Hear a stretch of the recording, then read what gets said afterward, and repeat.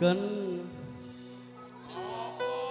kisah tenane takdirku sing jawabke seleramu beto ati beto lambe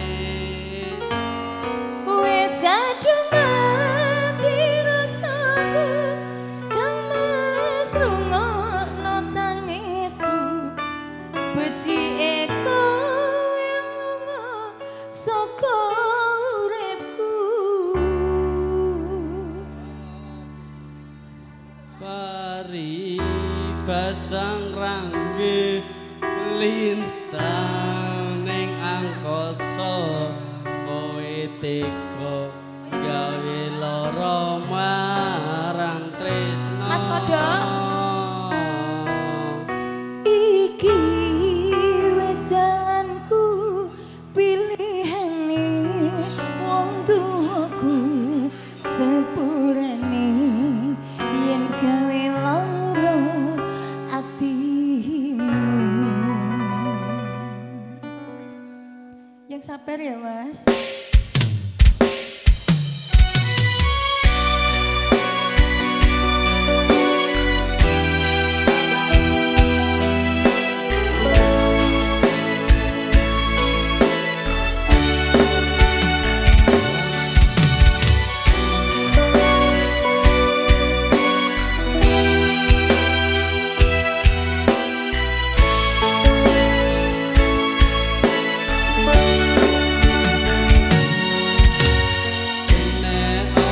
Sifatmu saiki wis beda kowe ninggalke aku mending wong liya apa rasa tresnamu saiki nelongso gawe terus ing pinggir segara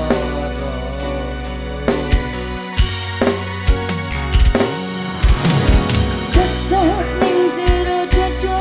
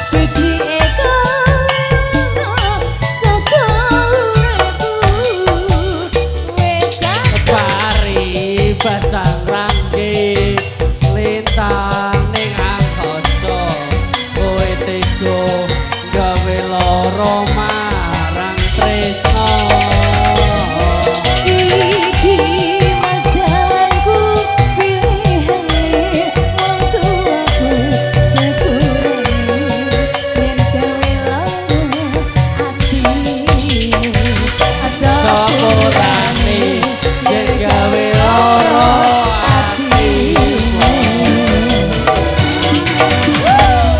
Matur suwun Bosku. Tinggal satu lagu.